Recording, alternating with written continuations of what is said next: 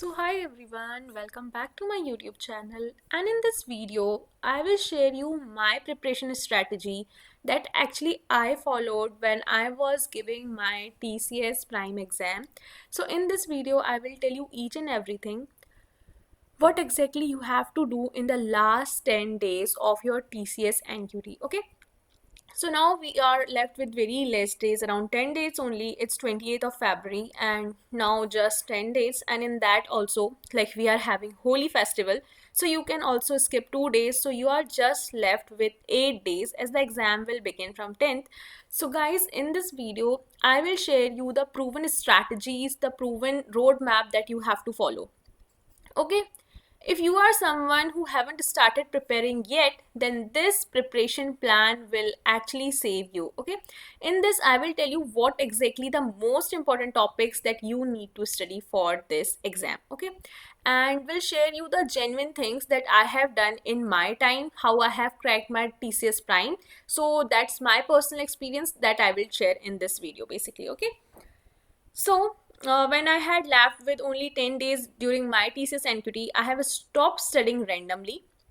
So, you should also stop studying randomly at this time. You have to choose the things like in this way: no new topics after 6 days, daily mock and deep analysis you have to do. You have to do coding practice every single day. Okay, and also, if you are someone who is confused about the coding one, Didi, how I have to solve the coding question and all, so do let me know in the comments. I will tell you how you have to actually take the input and how you can make the hidden test cases pass as well. Okay, so this is the exact pattern that I followed while preparing for TCS NQT for exactly for the Prime that I am going to share you. So before that, make sure you like this video and do subscribe my channel if you are new to this channel, and also make sure you share it with your friends as well. Okay, so before we start, there is the reality check that I will like to give you. TCS NQT is not about attempting all question, so you don't need to attempt all question. It is more about what is your accuracy,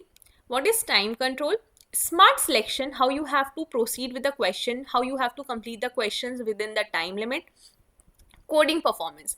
That is extremely important for the role of digital and prime. So if I focused on clearing cutoffs first, then targeting digital. Okay, what I will do, my exact 10-day routine that I am going to share here is that. So daily timetable what I followed. So first of all, I studied 3 hours straight for aptitude. In that aptitude, what I did, I tried solving the quants question as well as for the reasoning.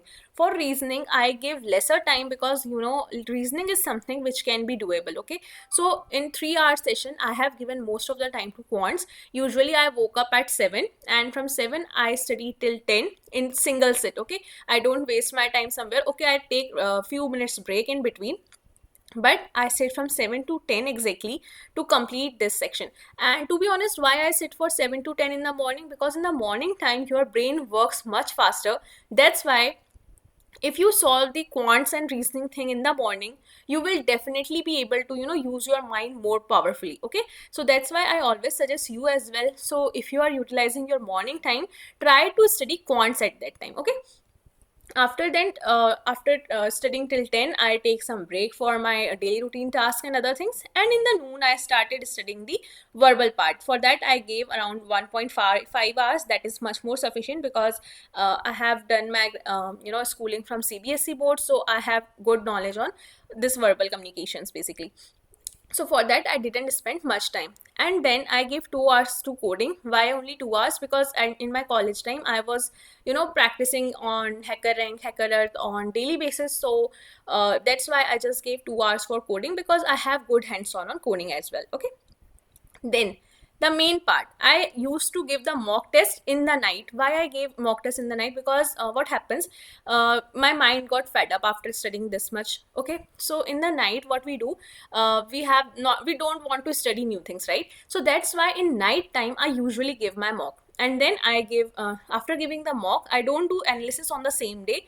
I always do analysis on the next day, so that I can grasp the things what exactly wrong I have done. Okay, so this is what my daily routine was when I was studying for TCS NQT. And To be honest, I cleared TCS Prime, but later on I got some good offer. That's why I haven't joined.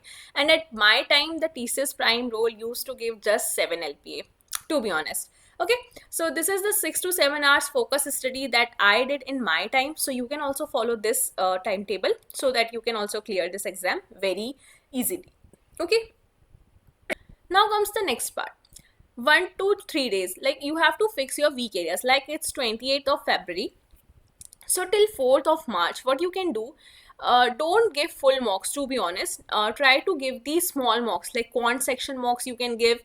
In that you can cover like percentages, profit loss, time and work. Why I will saying these topics in one go, because these topics are interdependent. You might have seen the questions which are interdependent. Things are usually same in these topic. Okay, so try to give these 4 topics in one go, because these are relevant ones. Then you have to go with probability, permutations and combination. Like this you have to proceed. Okay, this is the probability and permutation combination.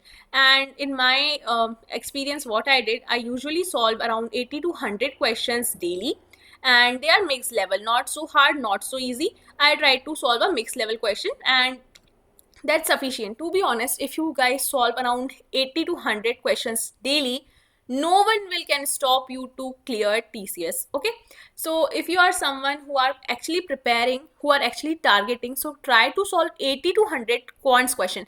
And guys, 80 to 100 quants question, if you solve a day, it will hardly take 100 minutes, hardly, because you have to do a time bound practice. Okay, in your real exam as well, you will get 20 questions and you have to solve within 25 minutes. So I used to target like that. In 80 minutes I have to solve 80 questions. Like even if I'm not able to solve 80 questions, I will solve the question as much as I can, but the time limit will be set, that is 80 minutes. Okay, so like that you have to do a time bound practice. Now if I got something wrong, what I do, I used to write. Even if I have done a formula mistake, if I have done something logically incorrect, if there is something which I have done in conceptually not good, if there is any calculation error. Now the very important thing, you will be getting a calculator, an on-screen calculator, but try as much as possible, you should use your mind in calculating the things, because opening a calculator in the screen and then solving the problem takes much more time than your brain takes. Okay, so that's why this is my suggestion. If the calculation is not complex, don't open the calculator, use your brain, use your mind, it will be more helpful. Okay, so like this you also have to write out the things, what are the things that you are doing wrong, and accordingly you have to fix it. This will definitely help you out to clear your written exam. Okay, for reasoning, I usually focused on coding, decoding, blood relation, sitting arrangements, and data sufficiency. And TCS loves puzzle basically, so I practice 5 puzzles daily. And in reasoning section, to be honest, I haven't given much time, because reasoning is something which is doable. Okay. Then comes to the verbal section. Usually I did error spotting, parajumbles, 2 reading comprehensions. This will help me to, build a base of my, verbal things. So instead of memorizing the vocabulary, because it is a huge subject, okay, and the questions will come just 1 or 2, that's why what I did, I tried improving the reading speed basically. And error spotting, parajumbles will help me to, gain the knowledge and hands-on for the grammatical questions basically. And apart from that, I practice active, passive voice, direct, indirect voice questions, few of them. Okay, so this is the strategy that you have to follow for the verbal ability thing. Now comes the main part, that is coding. In this video I haven't covered that much about coding. If you want me to create a dedicated video that how you have to clear your coding questions, how you have to take the inputs, how you have to pass your hidden test cases, then do let me know in the comments. I will make a dedicated video on that. But to be honest, I need support in this video, because if you guys won't support on this video, I won't be able to make the second coding question video basically. So what you have to do, that I have done in my time, every day you have to solve 2 easy problems. Why I'm saying that, because in TCS NQT exam you will see 1 easy question and 1 question will be medium to hard. So that's why I am saying you, if you if you are someone, just focus on the easier one first. If you are able to solve the easy question, then you will boost the confidence, your confidence get boost. That's why try to solve 2 easy problem and 1 medium problem. And topics that I used to practice usually is from array, string, sorting, hashing, and basic recursions. Okay, I didn't chase for hard DSA. I focused on writing clean logic first.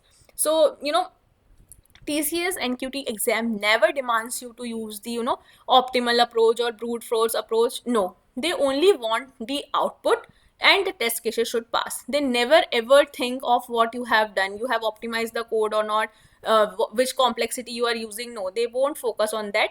They only and only solely focus on your test case should pass. That's why I'm saying even if you are using for loop and making your test case pass, then you are in. And if someone who is using the high level DSA and even his test cases are not passing, then that's of no use basically. That's why I'm saying try to focus on writing clean logic first. Don't use anything, don't try to optimize your code, just write as it is, but make sure your test case should pass basically.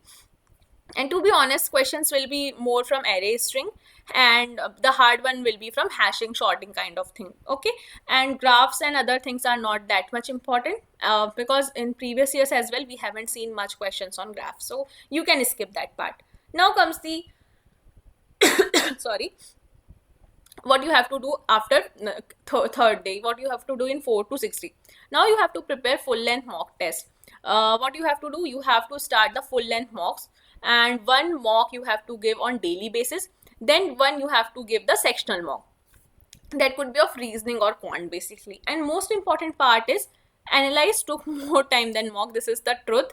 Like let's suppose your mocks get completed in 180 minutes, but your analysis will take more time, like if it can take around 2.5 hours as well, because you have to do a deep analysis of your mock test. This is the main thing. Giving mocks is not important, but analyzing it properly is the main thing that you have to do. Now what you have to do in that, which section eats my time, you have to check in which section you haven't performed well, where do I panic, and which topics give guaranteed marks. So you have to analyze all those things. You have to analyze, okay, this was the section in which I have done good, this was the section in which I haven't performed well. So you have to identify the areas, you have to identify where I lack. So you have to make a detailed note on all these stuffs. Okay, now 7 to 8 days, what you have to do, you have to purely give your time to coding only. Why I'm saying this, because now you have to target on solving 4 questions daily. 2 of them should be of medium level. Why I'm saying like that, because now you have done your basics, your foundation is strong, so now you can move towards the higher portion.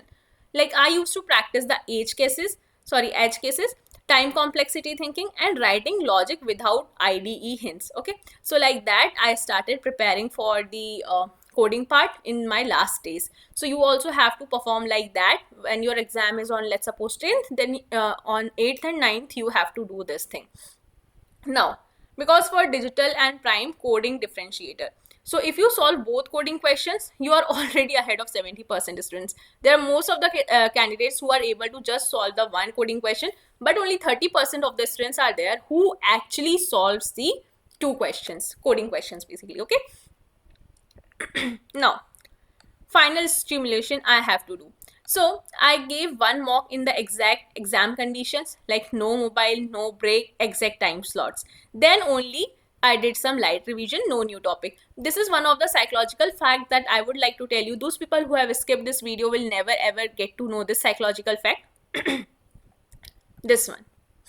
Let's suppose if you have got your exam slot at 9 a.m. Okay, let's suppose. I'm just giving an example. So guys, try to start giving your exam at 9 in your home. And if you are someone who use perfumes or something, okay, so do apply that perfume and start giving your exam on the same exact time slot which was for you.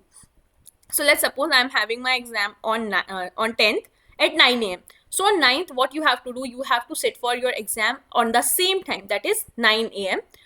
For the mock test basically. So you have to replicate that thing, like you are having your exam on 10th, but you have to replicate yourself on 9th, like start giving your exam on 9 a.m. on 9th. It will help your mind to build that rhythm basically. So on 10th, when you sit to give that exam, it will be same for you. Your mind will remember everything, like yes, I have done this in past. Okay, so you won't feel uncomfortable, and this is a psychological fact, to be honest. Okay, so do that thing. Now, On 10th day, what you have to do, you have to just revise the things, whatever you have done, whatever the short notes you have made, everything you have to do. And also I have shared the PDFs and roadmaps and so many things that you can actually revise from there. If you want the PDF, do let me know in the comments. I will share that PDFs with you as well, although I have shared with many of them already. Now, what is the safe score? So for the safe score, what is the thing that you have to do? How many questions you actually need to attempt to get shortlisted for the interview? So here it is. You don't need to try attempting everything. Safe attempt should be quants. You have to solve 8 to 9 questions accurately. Guys, that's what I'm saying. If you are someone who are not good at quants and all, try to fetch out the questions. Like these are the 8 to 9 questions which I can do exactly correct with confidence. Okay. Then in reasoning, you have to solve 11 to 12 questions accurately. Then in verbal ability, it will be high, like you have to solve 14 to 15 questions accurately. For the coding part, if you are solving at least one fully correct question, then there are huge chances you may get digital role. Okay. And for digital, it will be like if you are solving 1 to 1.5 question, basically, sorry, it will be for ninja basically. So for digital, both coding questions should be needed. And for prime, the main thing, most of the candidates are confused. For prime, you have to solve both the coding questions and high aptitude accuracy. This is the main thing that you have to maintain for the prime role. If you guys will question me out, but this is the reality. If you have done both the coding question plus high aptitude accuracy, then only you are getting for the prime role. Otherwise, you will be considered for the digital role. Okay. Now these are the expected cutoff which can be there for the TCS NQT. These are not the official cutoffs, but these are the expected cutoffs which can be there on the basis of the past trends basically. So for Ninja, the overall cutoff will be 60 to 75%. If 70%, if you have done your exam with 60 to 75, 65 to 70% accuracy, then you will be selected for Ninja. Now for digital, 75 to 80% accuracy is much needed and 2 coding questions properly solved basically. Now for prime, 85% plus accuracy plus optimized coding. So this is the thing that you have to maintain for the prime role basically. Now remember this thing, no one will tell you. Sectional balance matters a lot. So you can't score 90% in just one section and fail in other section. So section wise as well, you have to perform that much good that they can consider you.